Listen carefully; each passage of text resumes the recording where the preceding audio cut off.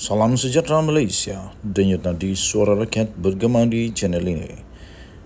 Jangan lupa tekan butang subscribe, like dan share. Malaysia kita punya, cintai Malaysiaku, kita jaga kita.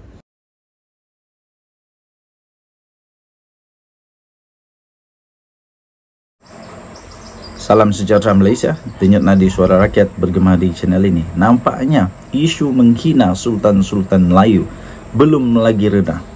Saya sebagai admin Twin TV ingin menasihatkan supaya semua rakyat jelata menghormati institusi diraja ini, supaya semua rakyat jelata negara Malaysia kembali kepada rukun negara, iaitu kita setia kepada raja dan negara. Jangan main-main. Siapa kita ini kalau kita tidak dapat menghormati rukun negara?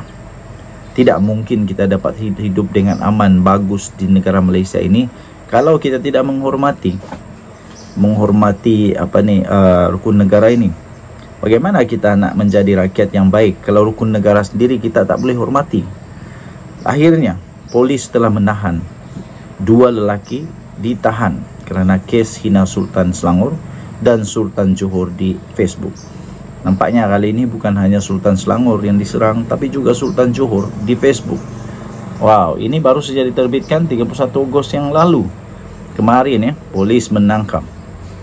Polis sudah pun menangkap dua lelaki warga tempatan kerana telah memuat naik satu hantaran yang berkecenderungan menghasut bagi mendatangkan penghinaan atau membangkitkan perasaan yang tidak setia terhadap institusi diraja. Pengarah Jabatan Siasatan Jenayah Bukit Aman iaitu Muhammad Suhaili Muhammad Zain dalam makluman penangkapan itu menjelaskan permohonan tahanan reman terhadap dua suspek itu telah dibenarkan selama 3 hari bermula pada 31 Ogos yang lalu itu sehingga 2 September. Suspek pertama yang dipercayai iaitu pemilik dan pengendali akaun Facebook Flat Earth Malaysia yang berusia 41 tahun. Telah ditangkap di kampung Sungai Kati di Ipoh di Perak. Ini berhubung satu hantaran yang ada berbaur penghinaan terhadap institusi diraja Johor, katanya pada satu kenyataan pada hari ini. Sementara itu Muhammad Suhaili yang juga suspek kedua, dipercaya memiliki akaun Iman Mustaqim.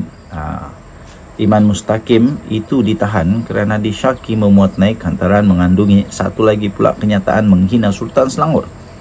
Dan polis telah menyiasat kes itu disiasat oleh Unit Siasatan Jenayah Terkelas USJT bahagian D5 JSJ Bukit Aman di bawah Seksyen 4-1 Akta Hasutan 1948 dan Seksyen 233 Akta Komunikasi dan Multimedia 1998. Dengan itu PDRM menggesa supaya semua orang ramai yang menjadi pengguna media sosial jadilah pengguna media sosial yang bijak, yang berhemah serta dapat mengelakkan daripada mengeluarkan apa juga sebarang kenyataan yang boleh menggugat keharmonian dan sebarang kenyataan yang boleh mengganggu perpaduan, terutamanya yang membabitkan isu agama, kaum dan institusi diraja 3R. Katanya lagi, saya setuju dengan apa yang disebut oleh pihak polis ini. Mari rakyat Malaysia, kita hentikanlah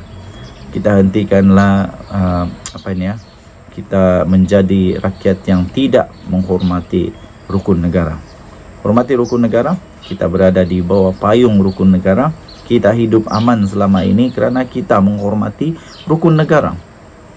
Kita harus belajar daripada pengalaman-pengalaman buruk yang lalu, iaitu jangan sampai pula kita kerana tidak menghormati rukun negara Malaysia punya kehormatan boleh terjejas. Jadi mari sama-sama kita jaga negara kita, kita jaga kita. Denyut nadi suara rakyat bergema di channel ini. Bye-bye. Salam sejahtera Malaysia, denyut nadi suara rakyat bergema di channel ini. Tak lama lagi pilihan raya kecil untuk Parlimen Pulai dan juga Dun Simpang Jeram akan berlangsung ya tuan-tuan dan puan-puan. Jadi ramai orang nak buat spekulasi, nak tengok apa yang sedang berlaku, siapa yang bakal menang, siapa yang bakal kalah, dan adakah ini referendum rakyat ataupun adakah ini juga adalah satu bukti siapa yang sebenarnya disokong oleh rakyat. Jadi terbaru ini ya tuan-tuan dan puan-puan yang dihormati sekalian, ada satu keputusan yang telah pun dibuat berdasarkan kepada peluang siapa boleh menang dalam PRK kali ini. Jadi ada satu laporan daripada bharian.com.my 1 September hari ini baru diterbitkan pukul 7 pagi tadi PRK. Dan setelah itu keputusan dikeluarkan PHBN dan Perikatan Nasional. Sekarang ini sebenarnya menurut laporan itu ada peluang Samarta yang menang.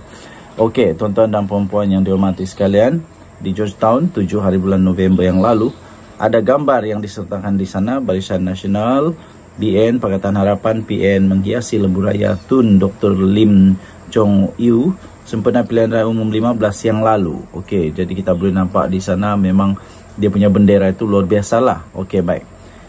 Pertembungan di antara Pakatan Harapan PH Barisan Nasional dan Perikatan Nasional masih sengit di Dewan Undangan Negeri Simpang Jeram dan pada pilihan raya PRK kerana kedua-duanya dikatakan mempunyai peluang sama rata untuk menang. Keadaan berbeza pula di Parlimen Pulai disebabkan gabungan Parti Kerajaan Perpaduan dilihat mempunyai peluang lebih cerah berdasarkan kepada sokongan kuat UMNO terhadap calon daripada Parti Amanah. Jadi yang dapat membentuk kerajaan Malaysia bukan di DUN tapi di Parlimen. Jadi makna kata kalau ini betul, kalaulah di Parlimen sekarang ini peluang lebih besar untuk kerajaan, maknanya kerajaan masih lagi akan kekal utuh dan tidak ada peluang untuk pembangkang untuk dapat merebut. Okey, jadi apapun kalau menang pun pembangkang tak akan dapat ubah kerajaan kerana hanya satu saja. Dapatan itu diperolehi berdasarkan kajian yang dibuat oleh Pusat Perdana Fakulti Teknologi dan Informatik Razak Universiti Teknologi Malaysia UTM melalui kajian kuantitatif inferensi. Penyelidiknya iaitu Dr. Mazlan Ali berkata UMNO bersungguh-sungguh untuk memastikan kemenangan di Pulai menjadi milik PHBN bagi membuktikan parti itu sebenarnya masih kuat di Johor.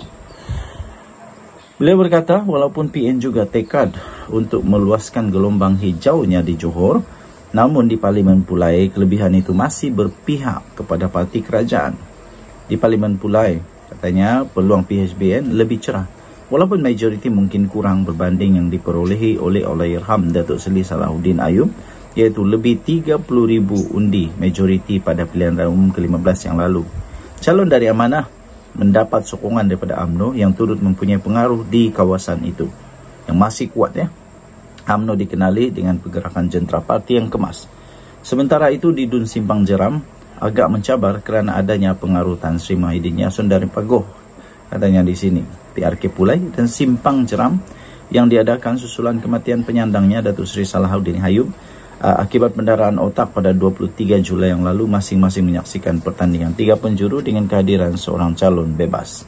Di Parlimen Pulai, pertembungan utama membabitkan bekas Speaker DUN Johor Suhaizan Kayat mewakili PHBN dan Timbalan Bersatu Bahagian Pulai iaitu Zulkifli Jaafar. Sementara itu di DUN Simpang Jeram pula PHBN meletakkan Timbalan Ketua Amanah Kawasan Bakri iaitu Nazri Abdul Ar-Rahman sebagai calonnya, manakala PN berharap kepada pakar bedah iaitu Dr. Muhammad Mazri Yahya. Pada masa yang sama, Mazlan berkata PRK di Parlimen Pulai dan DUN Simpang Jeram menjadi isyarat untuk UMNO membuktikan Johor masih kubu kuat mereka, manakala bagi PN pula sama ada gelombang hijau boleh menular di Johor. Atas dasar itu katanya sentimen nasional lebih diketengahkan berbanding isu tempatan, ditambah dengan keadaan di Johor yang tidak banyak dilanda masalah seperti isu bekalan air. Di Pulai pula disebabkan itu kawasan bandar banyak limpahan ekonomi khususnya dari rakyat Singapura yang berbelanja di situ. Isu itu tidak menjadi masalah besar di sana. Dapatan kita juga menunjukkan pengundi meletakkan jangkaan tinggi terhadap pengganti Salahuddin kerana Allahyarham mewariskan satu legasi besar yang berjiwa rakyat. Denyut nadi suara rakyat bergema di channel ini. Bye-bye.